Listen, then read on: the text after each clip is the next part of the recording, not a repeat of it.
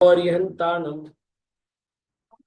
नमो सिद्धाणम नमो आय्याणम नमो उवध्यायाणम नमो दोहि सर्वसाहुणम।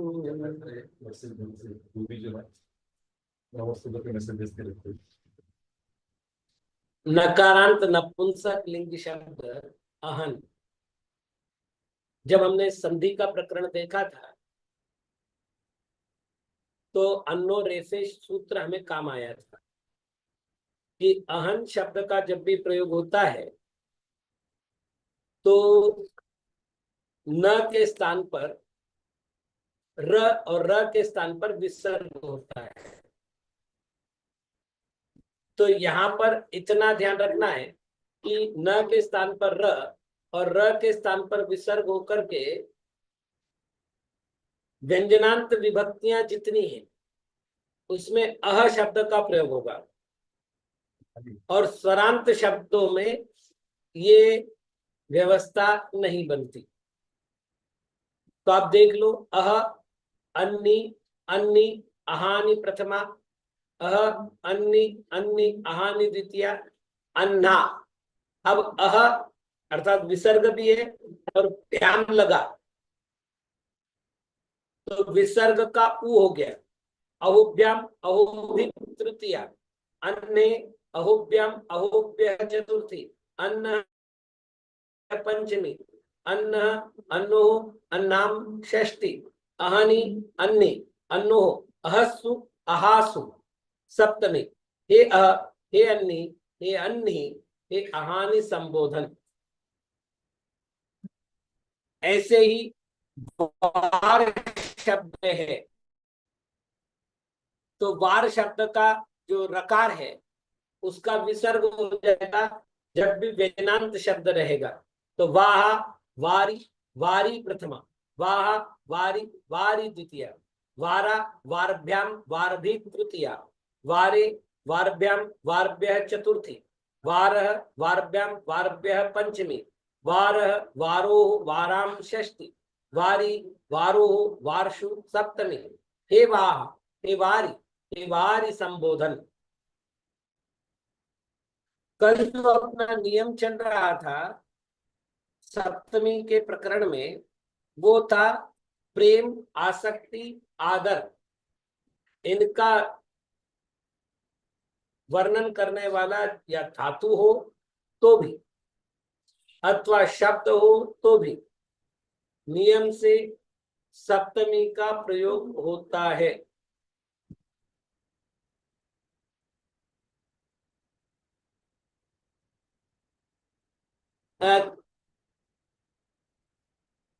तेजस्विनी दीदी, आप शायद भूल रही है, संस्कृत में एक शब्द है वारी और एक शब्द है वार।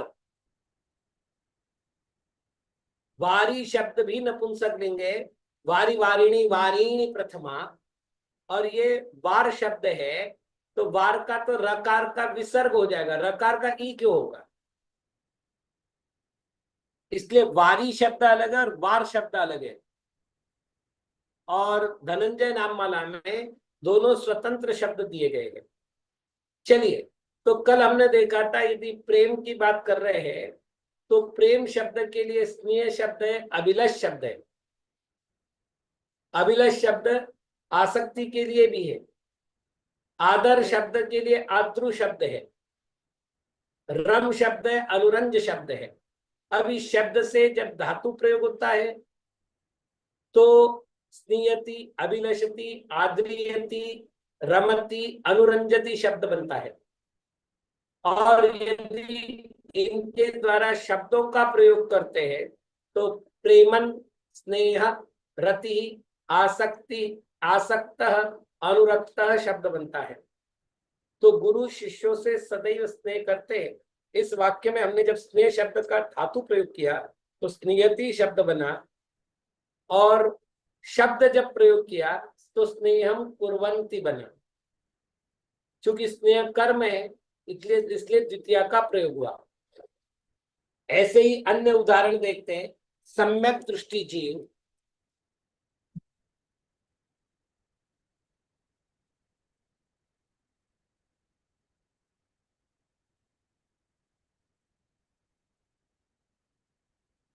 जिन पूजा में रति करते हैं।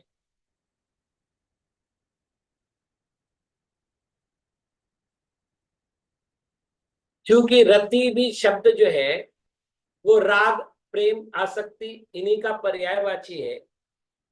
तो सम्यक दृष्टि जीवाः,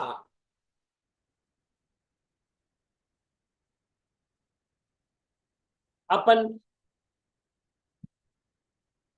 चूंकि समास नहीं करे हैं इसलिए यहाँ पर सम्यक दृष्टयः जीवाः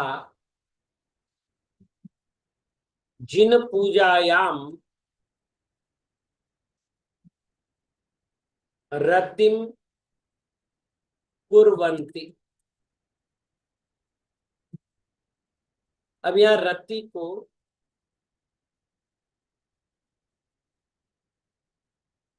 हमने शब्द रूप में प्रयोग किया है। यदि धातु रूप में प्रयोग करना होता तो करते रमति अथवा अनुरंजति।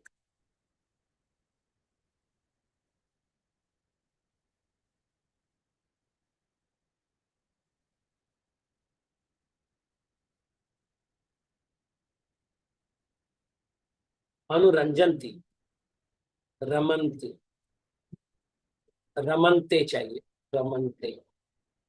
रम धातु आत्मनेपदी है। अब संधि का प्रकरण करते हैं तो इन दोनों वाक्यों में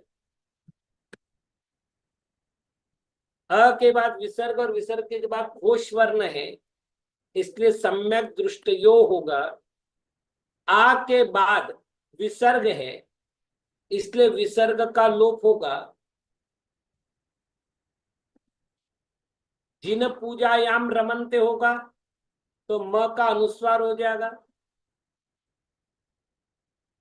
और यदि जिन पूजायाम अनुरंजनती करेंगे तो मनोरंजनती।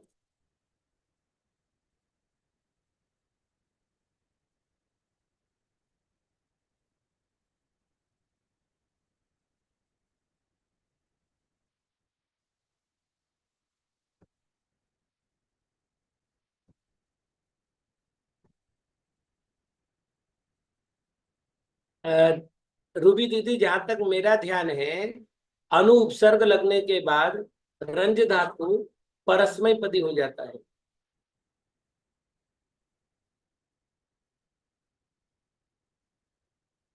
तो इसका अर्थ हुआ धातु प्रयोग हो अथवा शब्द प्रयोग हो, सुबंत हो या तिगंत हो, यदि प्रेम और आदर सूचक शब्द है तो नियम से सप्तमी का प्रयोग होता है। योग्य, उपयुक्त,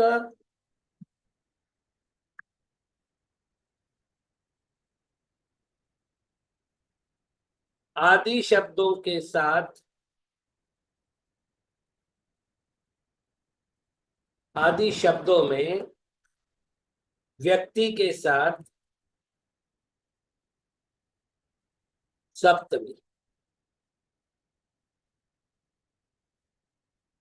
व्यक्ति यानी कर्ता। हे महावीर, आपका स्याद्वाद सिद्धांत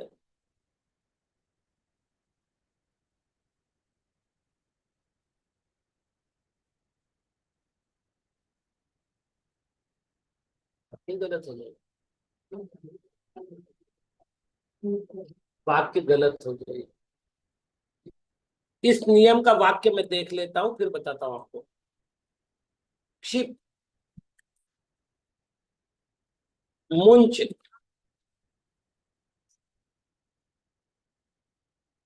अस, ये तीनों धातु फेंकने अर्थ में है। यदि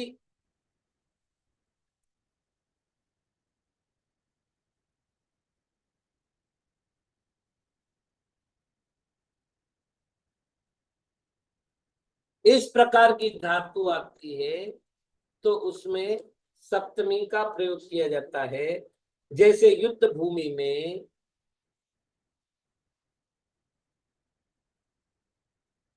चक्रवर्ती भरत ने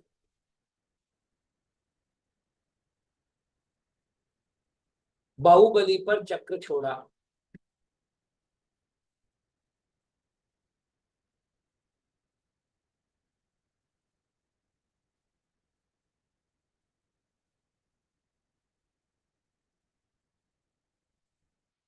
युद्ध भूमौ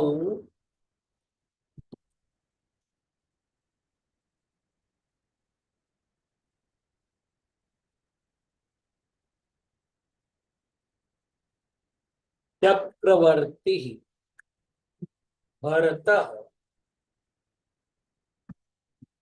बाहुबलौ चक्रम अक्षिपत।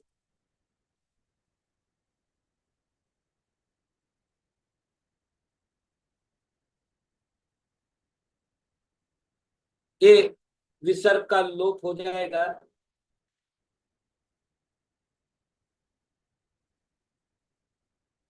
और ये म पूरा हो जाएगा। युद्ध भूमौ चक्रवर्ती भरत बाहुबलौ चक्रम अक्षिपत। यदि हम यहाँ पर क्षिप धातु का प्रयोग न करके मुंच धातु का प्रयोग करते हैं तो म मुंचत।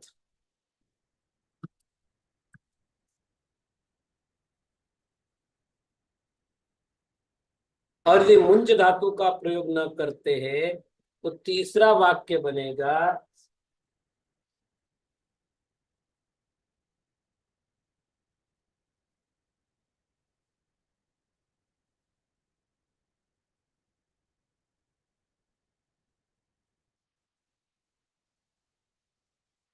बस फेंकना हो गया।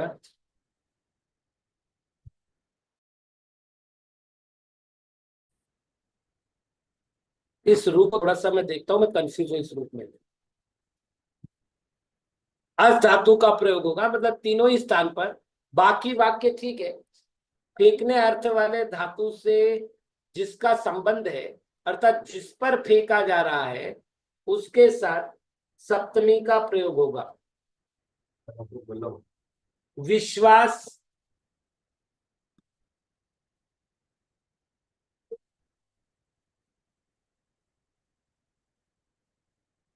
विश्वास, श्रद्धा इत्यादि अर्थ वाले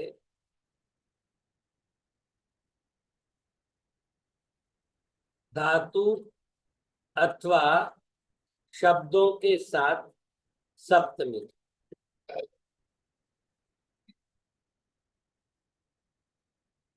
अब शब्द कौन कौन से आ सकते हैं? तो विश्वास, श्रद्धा, निष्ठा, आस्था, विश्वास। हाँ, तो धातु में हो जाएगा विश्वसिति। जैसे उसकी आत्मा में श्रद्धा है।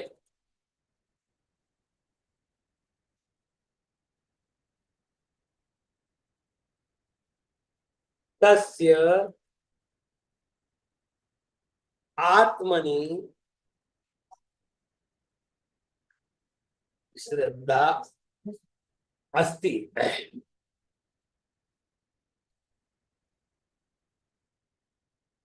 तो तस्यात्मनि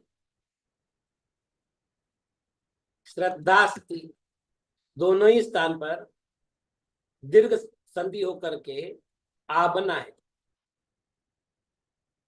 वह देव शास्त्र गुरु पर विश्वास करता है।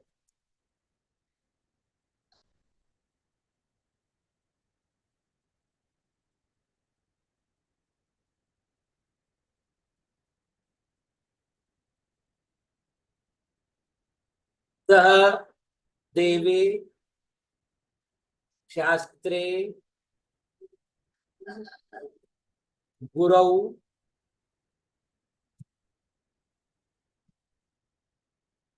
विश्वसिति, तो ये स के विसर्ग का लोप हो जाएगा, बाकी तो यहाँ कोई संधि नहीं है।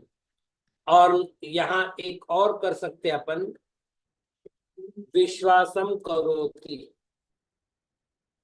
यदि शब्द प्रयोग करते हैं तो विश्वासम करोति, और धातु प्रयोग करते हैं तो विश्वसिति। इस संस्कृत में कॉमा नहीं आता है।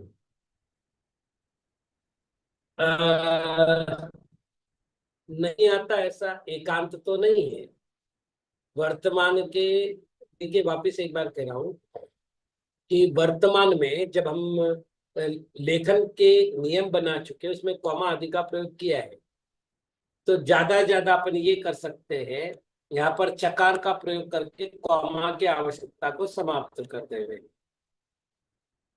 ये देखो, मैंने च लिखने से पहले तेजस्विनी दीदी ने कहा च लिख दिया जाए।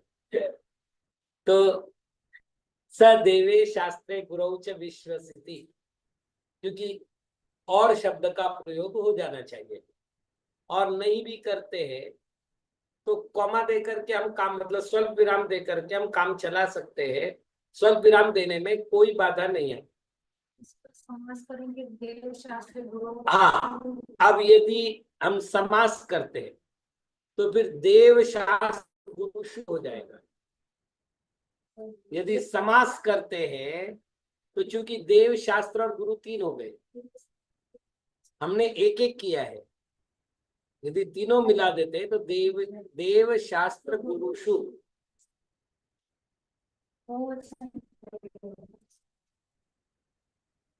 व्यवहार करना अर्थ में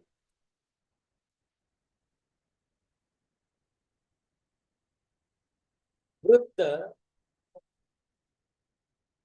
और व्यवहारिक,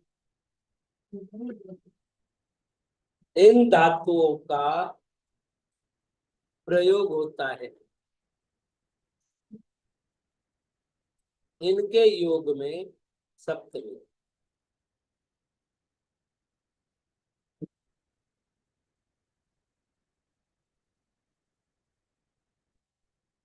इसका उदाहरण भी मुझे देखना पड़ेगा, उपलब्ध नहीं हुआ है। समय और मार्ग के अंतर को बताने के लिए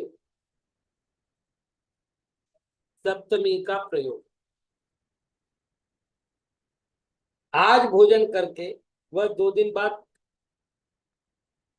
आज भोजन करके वह 2 दिन बाद खाएगा। अद्य भोजनम कृत्वा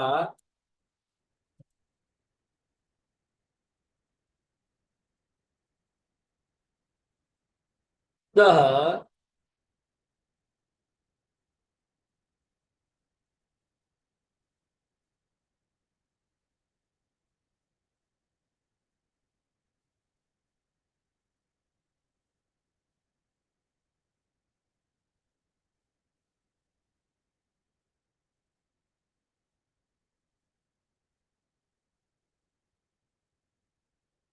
हाथ भोगता। अहन शब्द है, 1 मिनट।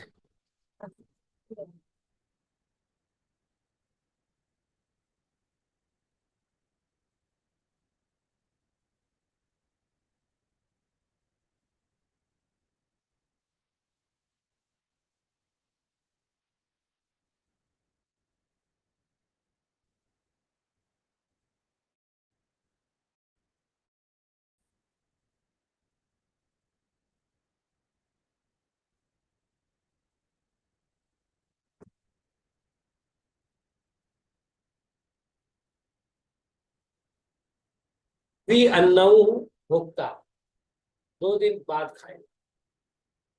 द्वयाद नहीं होना चाहिए था। वह कोस भर के लक्ष्य को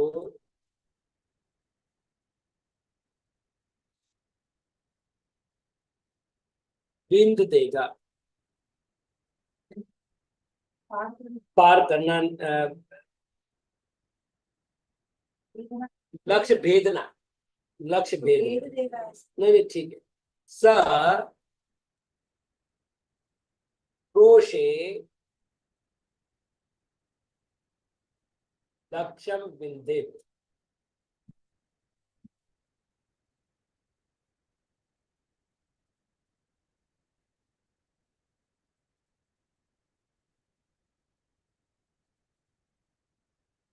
अब थोड़ी सी चर्चा करें।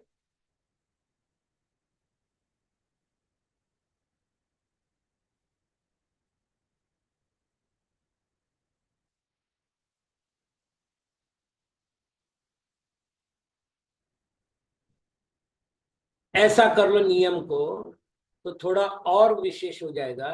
विकल्प से सप्तमी का प्रयोग करना है। विकल्पा भाव में पंचमी का प्रयोग होगा।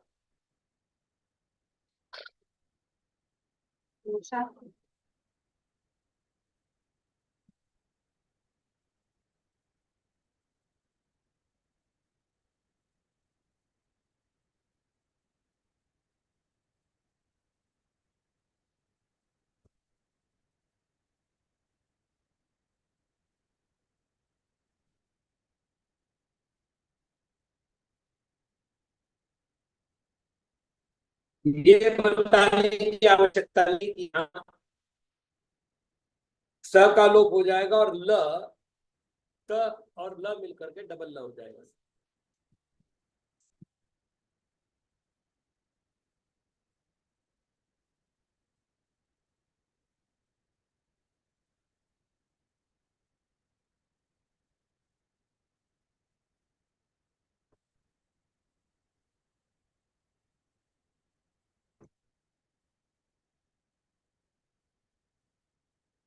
एक विशेष है, अनेकों में से किसी एक को छांटना हो।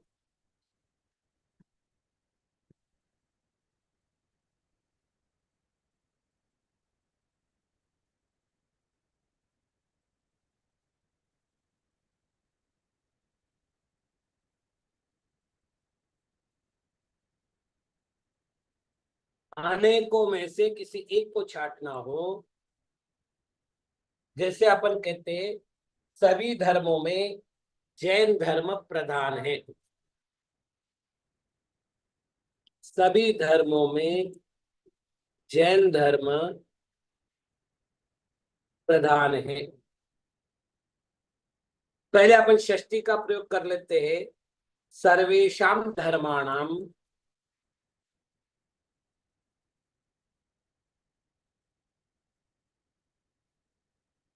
जैन धर्म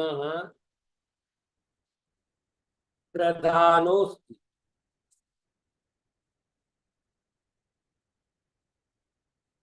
यह हो गई षष्ठी का प्रयोग। तो पहली बात है, छाटा किसको है? तो जैन धर्म, जिनसे छाटा है उनमें सप्तमी का प्रयोग किया गया है, षष्ठी का। यदि हम षष्ठी का प्रयोग नहीं करते हैं तो यहाँ पर सप्तमी का प्रयोग हो जाएगा। तो यहाँ पर हो जाएगा सर्वेषु धर्मेषु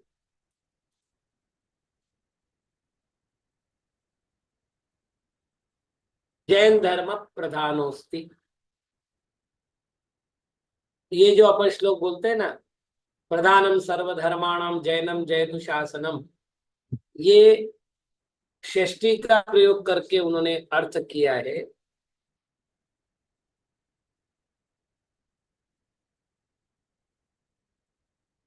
आज एक नियम आया था जिसका उत्तर देना बचा था, मतलब उदाहरण देना।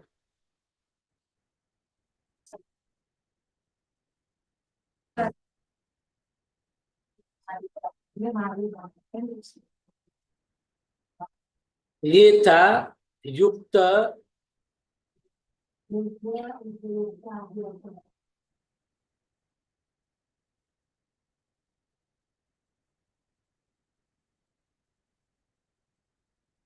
सर्वधर्माणाम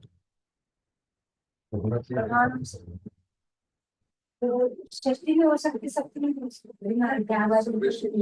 हाँ? यहाँ से मेरी आवाज पूरी है।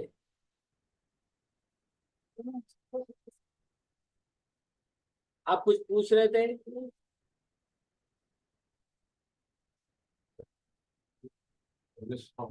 नहीं, एक मिनट पहले, प्रधानम सर्वधर्माणाम क्या है? सर्वाणाम धर्माणाम ये शब्द हुआ। यदि आप समास करते तो क्या होगा? विभक्ति का लोप हो जाएगा, तो सर्वधर्माणाम बचेगा।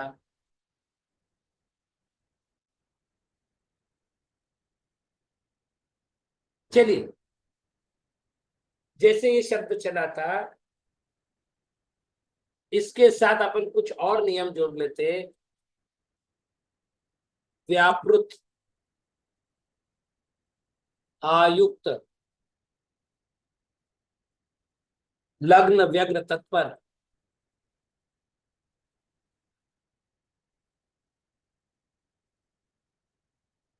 योग्य, युक्त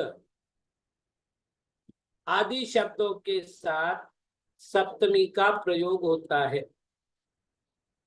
जैसे वह स्वाध्याय, वह सदा स्वाध्याय में लीन रहता है।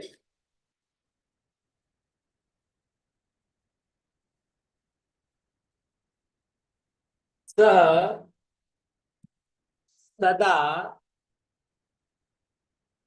स्वाध्याये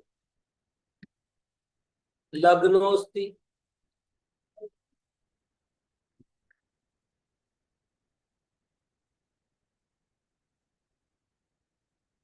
एक ही, दो स्थान पर संधि होगी, एक तो स का विसर्ग लोप हो जाएगा और लग्नोस्ति हो जाएगा। अपन अब इसके लिए एक काम करते हैं, लग्न शब्द के स्थान को बदल देते हैं। तो स सदा स्वाध्याय उपयुक्तोस्ति, तत्परोस्ति, व्यग्रोस्ति, आयुक्तोस्ति, व्यापृतोस्ति। ठीक है ना? तो स्वाध्याय शब्द में कोई अंतर नहीं पड़ना है। यदि आपने शब्द परिवर्तन भी कर दिए तो भी स्वाध्याय के स्थान पर, अर्थात सप्तमी के स्थान पर सप्तमी ही रहती है।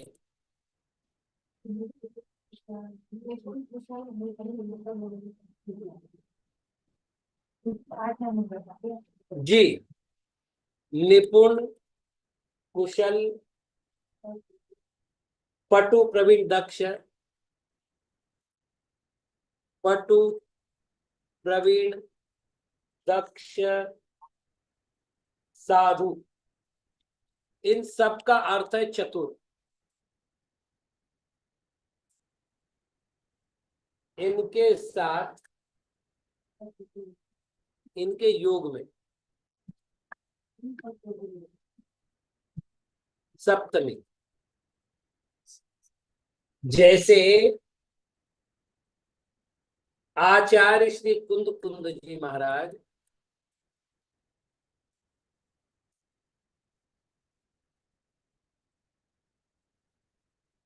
न्याय, व्याकरण, आचारादि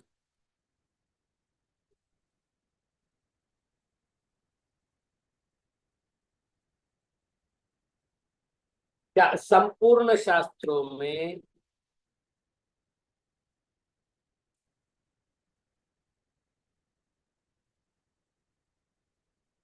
एक भूल बता रहा हूं जो प्राय सभी लोग कर रहे हैं। वो यहाँ पर और शब्द का प्रयोग कर रहे हैं। मेरे प्रारंभिक पुस्तकों में भी ऐसा ही मिलेगा। एक विद्वान ने पूछा कि आदि का अर्थ क्या होता है।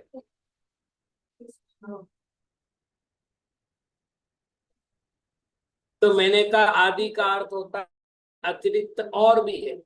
तो बोले जब इसके अतिरिक्त और है तो च का अर्थ क्या है? च का अर्थ समाप्त होता है। च जो है, जैसे राम के 3 भाई थे, लक्ष्मण, भरत और शत्रुघ्न। तो क्या शत्रुघ्न के बाद किसी और की संभावना है? नहीं ना। परमेष्ठी 5 है, अरियंत, सिद्ध, आचार्य, उपाध्याय और साधु, है ना। तो क्या अब इसके अतिरिक्त कोई संभावना है? तो च हम लगाते उपसंहार के लिए, ठीक है ना। तो बोले आप उपसंहार कर रहे हैं और आदि लगा रहे हैं, ये दो विरुद्ध नहीं है क्या? जैसे अर्यंत और सिद्धादि।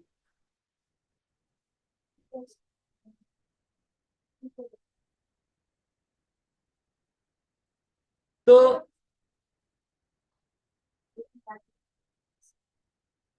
नहीं माता जी, इसलिए मैं कह रहा हूं कि यहाँ पर ये थोड़ा सा ध्यान रखना है। न्याय, और लगा व्याकरण, लगा दोनों में से एक लगेगा। नहीं, और करने बाद आचार्य कुंकुन महाराज में 3 ही गुण थे, न्याय निपुणता, व्याकरण निपुणता और आचार निपुणता। हाँ, और आदि शब्द में हम कह रहे हैं कि उनके पास और भी अनेक गुण थे। ये तो हमने 3 ही नाम बताए। लक्षण हो गया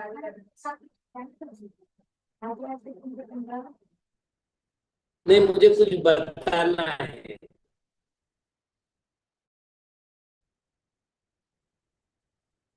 आचार्य कुंद कुंद महाराज, इसमें जी नहीं लगा। मैं बात करता हूँ। न्याय शास्त्रेषु व्याकरण शास्त्रेषु आचारादि शास्त्रेषु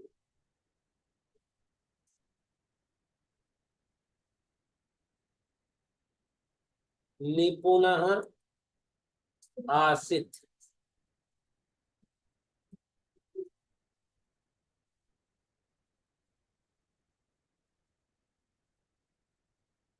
प्रायः करके संस्कृत में श्री का प्रयोग तो होता है, लेकिन जी का प्रयोग नहीं होता। और जब श्री का प्रयोग होता है तो 2 व्यवस्था है। श्री का प्रयोग प्रायः करके नाम के साथ होता है, जैसे नमः श्री वर्धमानाय। हिंदू धर्म में तो राम कोई भगवान ही नहीं है, श्री राम। कृष्ण नाम का कोई भगवान ही नहीं है, श्री कृष्ण। मतलब उन्होंने नाम के साथ जोड़ दिया। आप समझ रहे हैं? मतलब हम यदि राम कहते हैं तो संभवतः वो अपमान है। यद्यपि लोक व्यवहार में ऐसा नहीं होता, हम राम भी कह देते जैसे राम मंदिर बन रहा है, लेकिन वास्तविक जब भी प्रयोग मिलेगा तो संस्कृत में श्री शब्द यहां मिलेगा।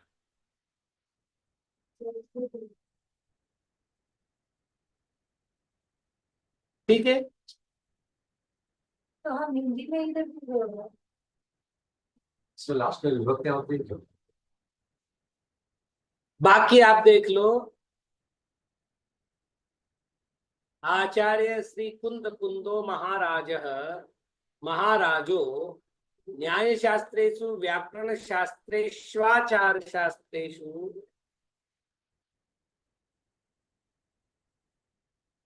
निपुण निपुण आसित।